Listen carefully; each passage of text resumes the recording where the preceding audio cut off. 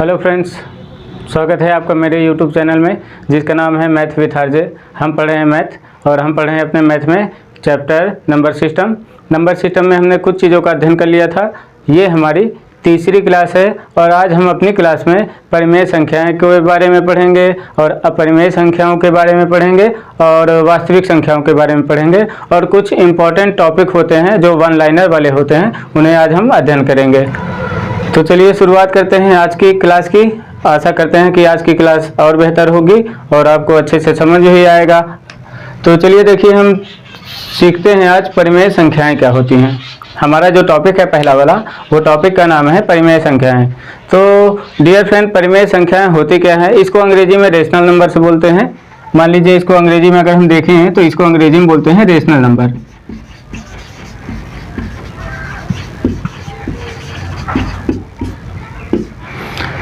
तो देखिए friends, rational number क्या होते हैं, परिमेय संख्या किसे कहते हैं? तो ऐसी संख्याएं जिसे हम p/q रूप में लिख सकते हैं, जिसे हम p/q रूप में लिख सकते हैं, जहां p तथा q दोनों पूर्णांक होने चाहिए और q का मान हमारा 0 नहीं होना चाहिए। तो जो मान होता है वो 0 नहीं आना चाहिए। तो देखिए, परिमेय संख्या बोलते किसे हैं? अगर हम परिभाषा के तौर पे देखें तो परिमेय संख्या क्या होता है? तो परिभाषा हमारी कहती है कि ऐसी संख्याएं जहां p तथा q दोनों पूर्णांक हैं।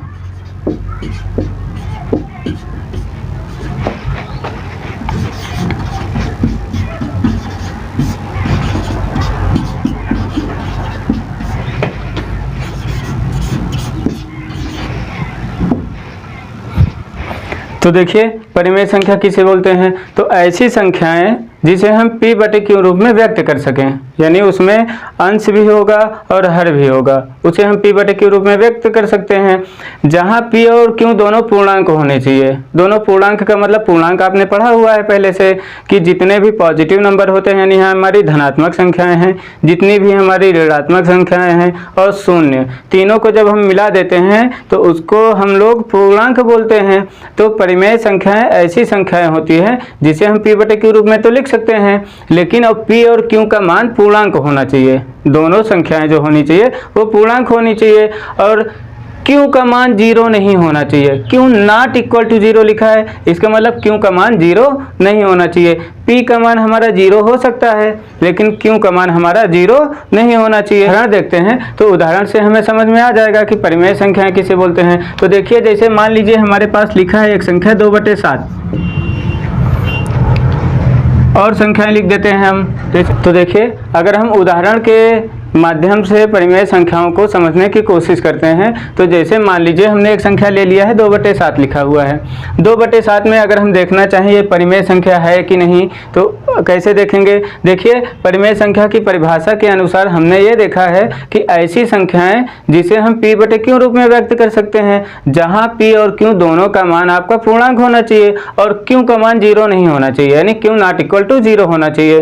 तो देखिए, 2/7 लिखा है तो 2/7 हमारी परिमेय संख्या है कि नहीं? तो देखिए, 2 भी पूर्णांक है और 7 भी पूर्णांक है। अगर इसे हम p/q से कंपेयर यानी तुलना करते हैं, अगर हम 2/7 को p/q से अगर हम तुलना करते हैं तो हमें क्या मिलता है कि जो p का मान है, जो मान है वो 2 है और q का जो मान है वो 7 है, यानी p की वैल्यू हो गई आपकी 2 और q की वैल्यू हो गई आपकी 7। इसका मतलब क्या है? ये परिमेय संख्या है। कैसी संख्या है? परिमेय संख्या है। यहाँ -3/8 लिखा है। देखिए, -3 भी पूर्णांक आता है क्योंकि ये ऋणात्मक संख्या भले ही है लेकिन आता तो पूर्णांक के अंतर्गत ही है। तो -3 हो गया और 8 भी आपका पूर्णांक है, तो p/q रूप में तो लिखा हुआ है और ये पूर्णांक है दोनों, तो इसलिए हमारी परिमेय संख्या कहलाएगी। -100/100 लिखा हुआ है, तो देखिए -100 आपका पूर्णांक होता है और ये 100 भी पूर्णांक है नीचे जो हर में लिखा हुआ है, यानी p की जगह -100 लिखा है और q की जगह 100 लिखा हुआ है, तो ये भी हमारी परिमेय संख्या है। ये 500/300 लिखा है, ये भी हमारी क्या है? परिमेय संख्या है, क्योंकि दोनों जो नंबर लिखे हैं, दोनों जो संख्याएं लिखी हैं वो हमारे पूर्णांक के अंतर्गत आती हैं।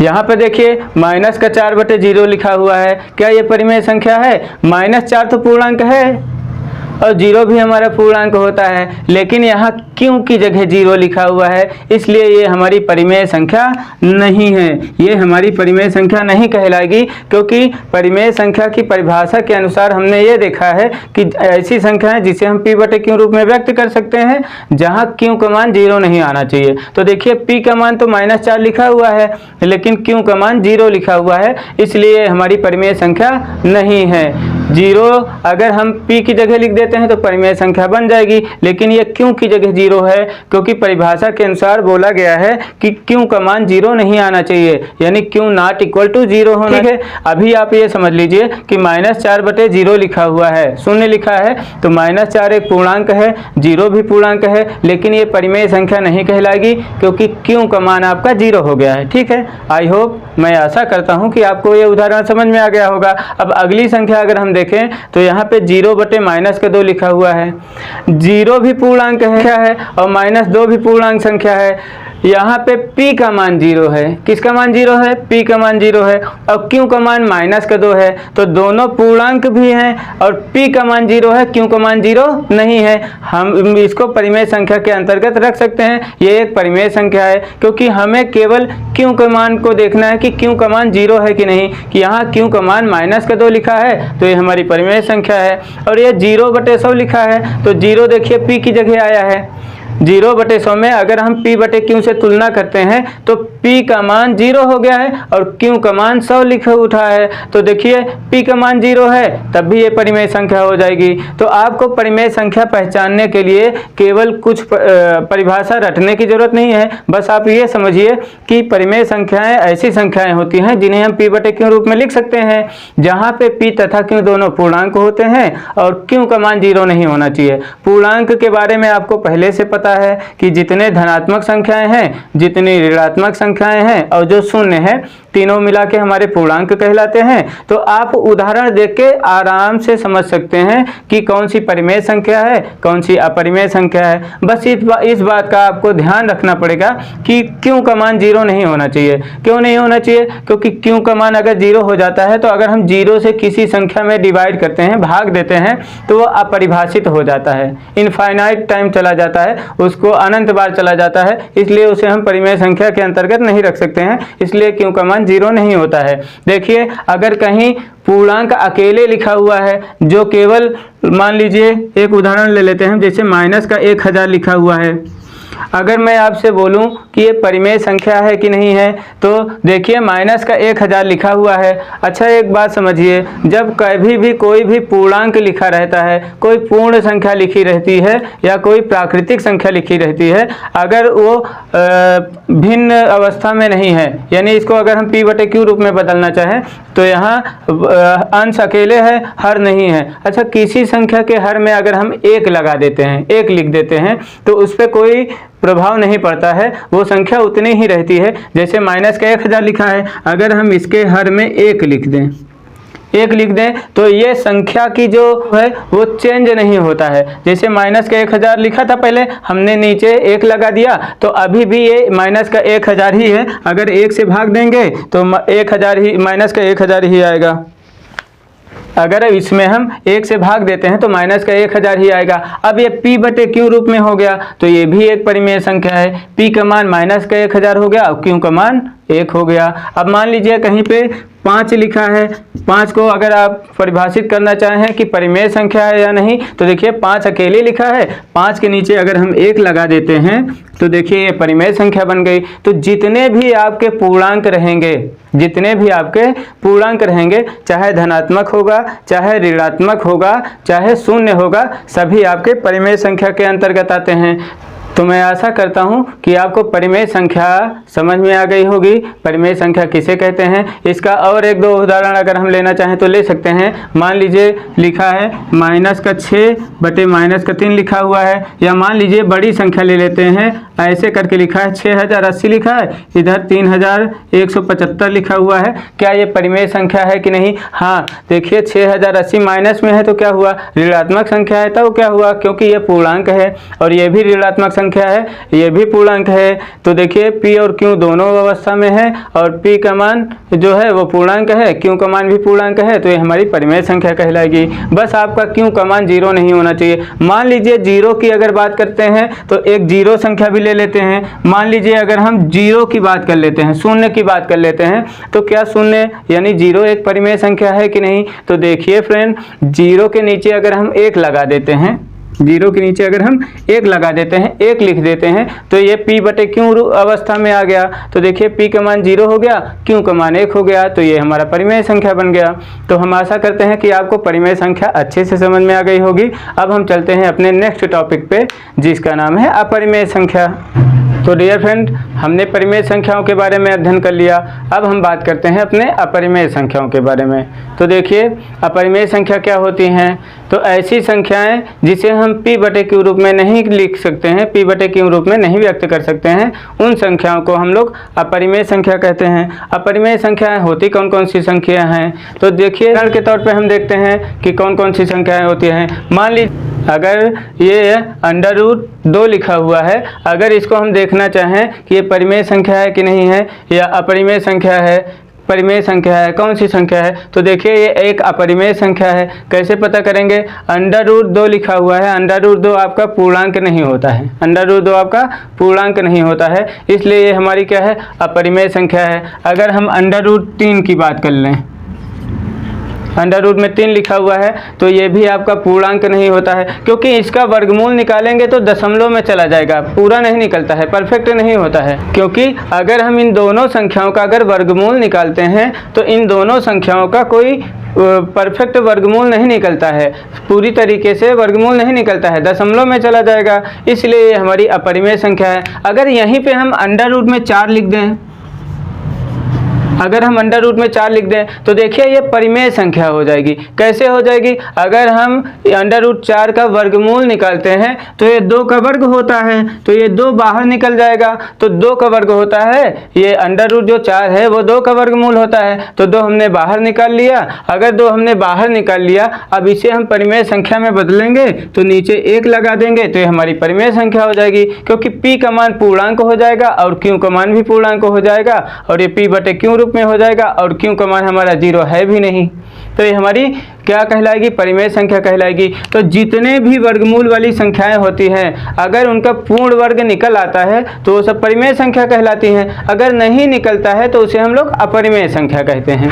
उदाहरण के तौर पे और ले लें, ये हमारी अपरिमेय नहीं, ये हमारी परिमेय संख्या है, ठीक है। अगर हम मान लीजिए अंडर में 220 की बात कर लेते हैं, अगर हम अंडर में 220 की बात कर लेते हैं तो देखिए ये क्या हो जाएगा, ये भी हमारी अपरिमेय संख्या हो जाएगी, क्योंकि इसका जब हम वर्गमूल निकालेंगे तो पूरी तरीके से बाहर नहीं आएगा, कुछ ना कुछ अंदर रह जाएगा। अगर हम भाग विधि से इसका वर्गमूल निकालते हैं तो दशमलव में चला जाएगा, तो जब दशमलव में चला जाएगा तो ये हमारा अपरिमेय संख्या कहलाएगा। मान लीजिए अगर कहीं भी वर्ग में मान लीजिए 1000 लिखा हुआ है, 1000 हमारा किसी का पूर्ण वर्ग नहीं होता है। जब किसी का पूर्ण वर्ग नहीं होता है, ये पूर्ण वर्गमूल, इसका वर्गमूल निकालेंगे तो परफेक्ट यानी पूरी तरीके से बाहर नहीं आएगा। अगर हम भाग विधि से निकालेंगे तो इसमें भी दशमलव रूप में चला जाएगा, तो ये भी हमारा अपरिमेय संख्या है। मान लीजिए कहीं और 2-4 उदाहरण ले लेते हैं। मान लीजिए कहीं पे लिखा हुआ है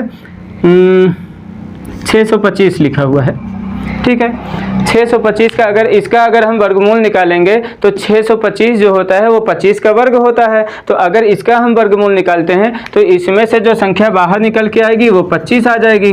अब देखिए ये 25 का वर्ग था, तो अगर हम इसका वर्गमूल निकाले हैं तो 25 आ गया है। अब 25 को हम क्या कर सकते हैं, इसके बटे में यानी हर में 1 लिख सकते हैं। अगर इसके हर में 1 लिख दिया, इसके हर में हमने 1 लिख दिया है, तो अब ये हमारी क्या हो गई, परिमेय संख्या हो गई। तो देखिए ऐसी संख्याएं जिसे हम p/q रूप में नहीं व्यक्त कर सकते हैं वह हमारी अपरिमेय संख्या कहलाती है। तो ऐसी जितनी वर्गमूल वाली स्क्वायर रूट वाली संख्याएं होंगी जिनका पूर्ण वर्ग नहीं निकलता है, दशमलव में चला जाता है, वो सारी संख्याएं हमारी अपरिमेय संख्या कहलाती हैं। तो आशा करते हैं कि आपको परिमेय संख्या और अपरिमेय संख्याओं के बारे में जानकारी हो गई होगी। अब हम चलते हैं नेक्स्ट टॉपिक पे, जिसका नाम है हमारा वास्तविक संख्याएं। तो यहीं पे हम देख लेते हैं वास्तविक संख्याएं किसे कहते हैं। तो देखिए, तो अगर हम वास्तविक संख्याओं की बात करते हैं, अगर हम देखना चाहें कि वास्तविक संख्याएं किसे कहते हैं, तो देखिए जो परिमेय संख्याएं होती हैं और जो अपरिमेय संख्याएं होती हैं,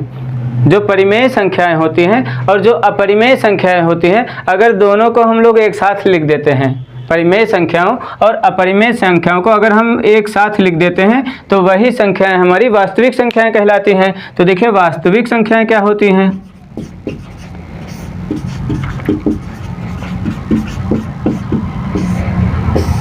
इसको हम लोग अंग्रेजी में रियल नंबर बोलते हैं, इसको इरेशनल नंबर बोलते हैं। नहीं लिखे थे तो लिख लीजिएगा, इरेशनल नंबर। इसको हम लोग बोलते हैं रियल नंबर।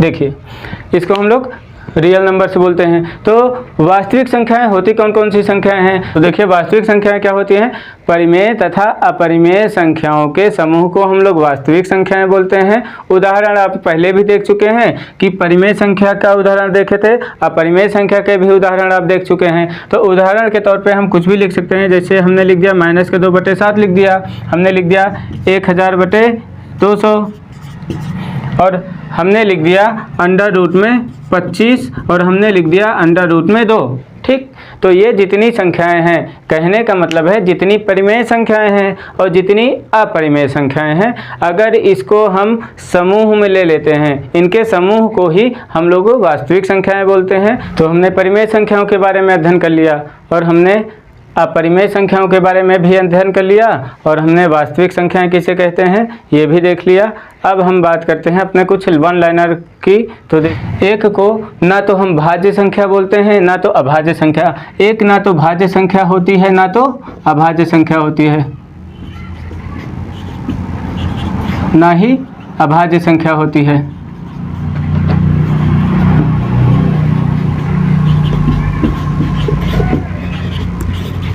एक जो होती है हमारी ना तो भाज्य संख्या होती है ना तो अभाज्य संख्या होती है। अब एक ना ही हमारी भाज्य संख्या होती है ना ही हमारी अभाज्य संख्या होती है। क्यों नहीं होती है? क्योंकि अगर एक को हम विभाजित करते हैं तो एक के केवल एक ही फैक्टर आते हैं, यानी एक केवल खुद से ही विभाजित होता है और किसी संख्या से विभाजित नहीं होता है। तो हमने जब भाज्य संख्याएं और अभाज्य संख्याओं के बारे में अध्ययन किया था तो उसमें हमने ये सीखा था कि अगर कोई भी संख्या मिनिमम यानी कम से कम 2 संख्याओं से कटती है, अगर एक से भी कट जाती है और स्वयं से भी कट जाती है तो उसे हम लोग प्राइम नंबर बोलते थे। अगर कोई भी संख्या एक और स्वयं के अलावा किसी दूसरी संख्या से भी विभाजित हो जा रही थी तो उसे हम लोग कंपोजिट नंबर बोलते थे। तो देखिए एक हमारा ना तो प्राइम नंबर होता है, एक हमारा ना तो प्राइम नंबर होता है ना ही कंपोजिट नंबर होता है। एक हमारी ना तो भाज्य संख्या होती है ना ही हमारी अभाज्य संख्या होती है। पहला हमने वन लाइनर सीख लिया। अब हम बात करते हैं दूसरे वन लाइनर की। तो देखिए दूसरा वाला वन लाइनर क्या है। अगर हम बात करते हैं भाज्य और अभाज्य संख्याओं में, तो अगर हम 2 की बात करते हैं, संख्या जो है हमारी 2 है, 2 सबसे छोटी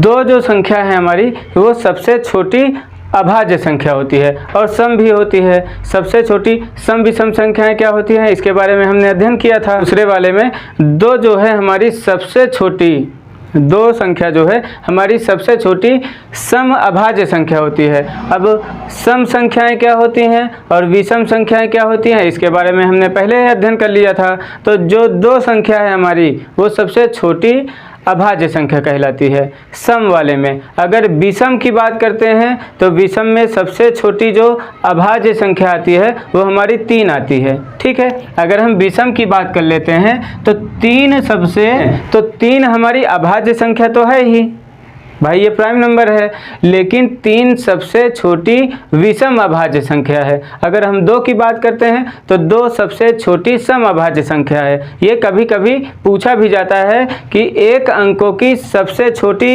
अभाज्य संख्या बताइए, तो 1 अंकों की सबसे छोटी अभाज्य संख्या भी 2 है और 1 अंक की सबसे छोटी अभाज्य संख्या तो 2 है ही। उसके अलावा एक को प्रश्न ये भी पूछा जाता है कि सबसे छोटी सम अभाज्य संख्या के बारे में बताइए, या सबसे छोटी सम अभाज्य संख्या कौन सी होती है, तो सबसे छोटी सम अभाज्य संख्या भी हमारी 2 होती है। और प्रश्न आता है कि सबसे छोटा विषम अभाज्य संख्या कौन सी होती है, तो सबसे छोटी विषम अभाज्य संख्या 3 होती है हमारी, ठीक है। और 1 अंक की सबसे बड़ी अभाज्य संख्या कौन सी होती है, तो 1 अंक की सबसे बड़ी अभाज्य संख्या आपकी 7 होती है। 1 अंक की सबसे बड़ी अभाज्य संख्या आपकी 7 होती है। मान लीजिए चौथा टॉपिक लिख दिया जाए तो 7 1 अंक की सबसे बड़ी अभाज्य संख्या है।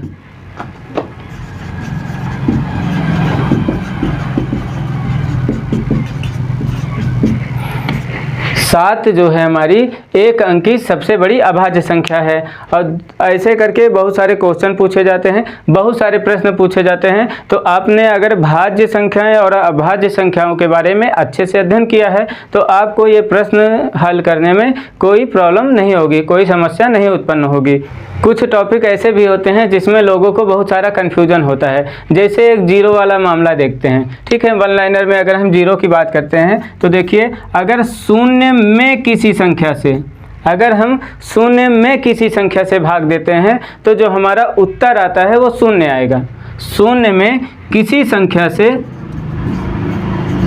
देखिए शून्य की अगर हम बात करते हैं, बहुत सारे लोगों को कन्फ्यूज़न रहता है, बहुत सारे लोग इस कन्फ्यूज़न में रहते हैं कि अगर हम शून्य से किसी संख्या में भाग देते हैं तो कितना आएगा, अगर शून्य से किसी संख्या में भाग देते हैं तो कितना आएगा, अनंत कब आएगा और कब आप परिभाषित बोल सकते हैं, या कब हमारा उत्तर शून्य आता है। जीरो में किसी संख्या से भी भाग देते हैं तो हमेशा जो आपका उत्तर आएगा वो हमेशा जीरो आएगा। मान लीजिए जीरो में अगर हम 5 से भाग देते हैं तब भी जीरो आएगा, 50 से भाग देते हैं तब भी जीरो आएगा, 150 से भाग देते हैं तब भी जीरो आएगा, अगर 1150 से देते हैं तब भी जीरो आएगा। तो शून्य में किसी संख्या से, इस बात का ध्यान रखिएगा, शून्य में किसी संख्या से भाग देने पर जो हमारा उत्तर आता है वो शून्य आता है। लेकिन अगर शून्य से किसी संख्या में भाग देते हैं तो क्या आएगा, तो देखिए शून्य से यानी जीरो से, शून्य से किसी संख्या में,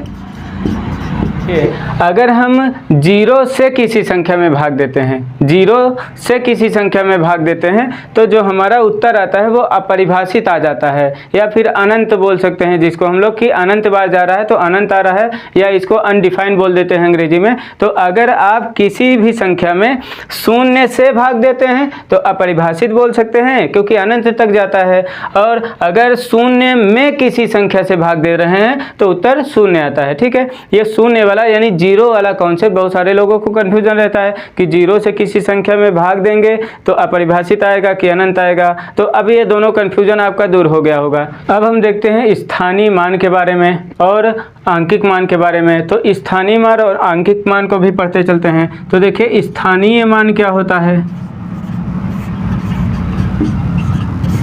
और आंकिक मान क्या होता है। स्थानीय मान और आंकिक मान के बारे में देख लेते हैं कि स्थानीय मान क्या होता है और आंकिक मान क्या होता है। इसको हम लोग प्लेस वैल्यू बोलते हैं अंग्रेजी में, इसको हम लोग फेस वैल्यू बोलते हैं, ठीक। इसको हम लोग अंग्रेजी में प्लेस वैल्यू बोलते हैं, इसको हम लोग फेस वैल्यू बोलते हैं। तो आंकिक मान क्या होता है, स्थानीय मान क्या होता है, कैसे निकाला जाता है। स्थानीय मान तो हम किसे बोलते हैं, तो जिस भी नंबर का हमको स्थानीय मान पूछा जाता है।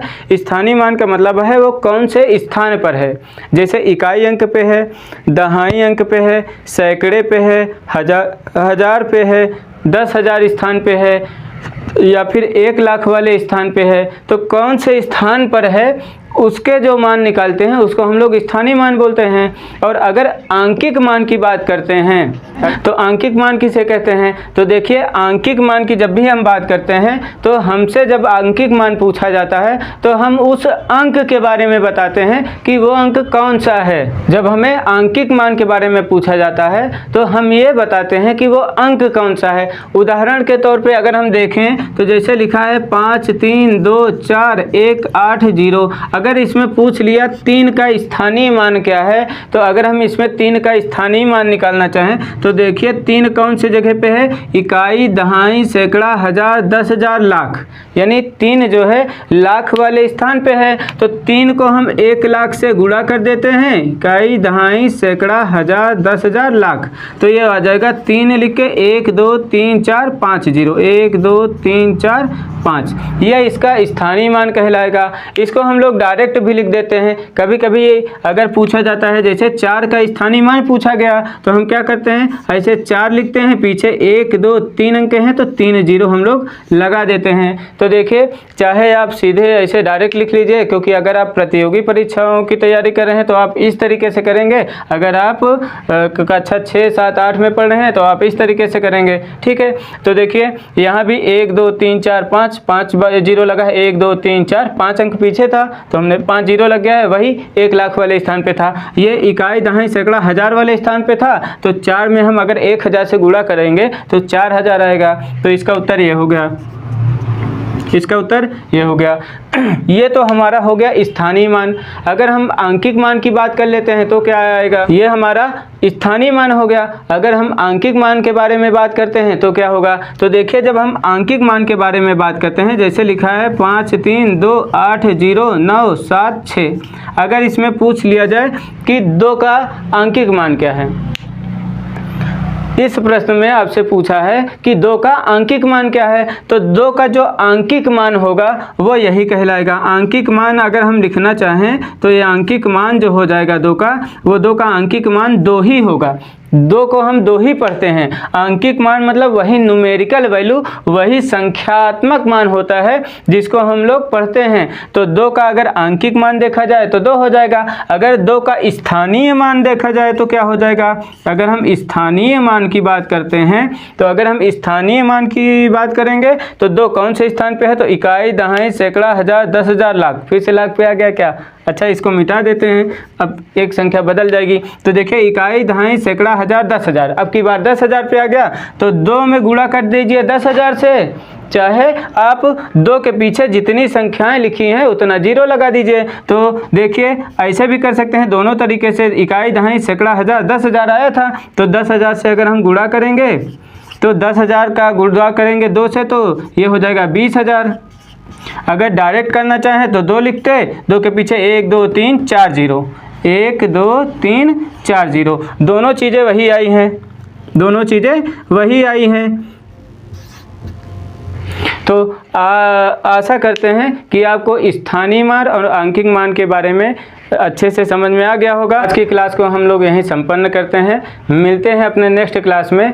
अगर आपको आज का सेशन पसंद आया हो, अगर आपको आज की क्लास अच्छी लगी हो तो प्लीज़ वीडियो को लाइक कर दीजिएगा, चैनल को सब्सक्राइब कर लीजिएगा और इस वीडियो को अपने किसी फ्रेंड सर्कल में भेजिएगा जो लोग पढ़ाई करते हों। ऐसी जगह पे मत शेयर करिएगा जो लोग पढ़ाई लिखाई से जिनका कोई लेना देना ना हो। तो आपसे रिक्वेस्ट है कि चैनल को सब्सक्राइब कर लीजिए और इस वीडियो को ऐसे ग्रुप में भेजिएगा जहाँ पे लोग पढ़ाई लिखाई करते हों।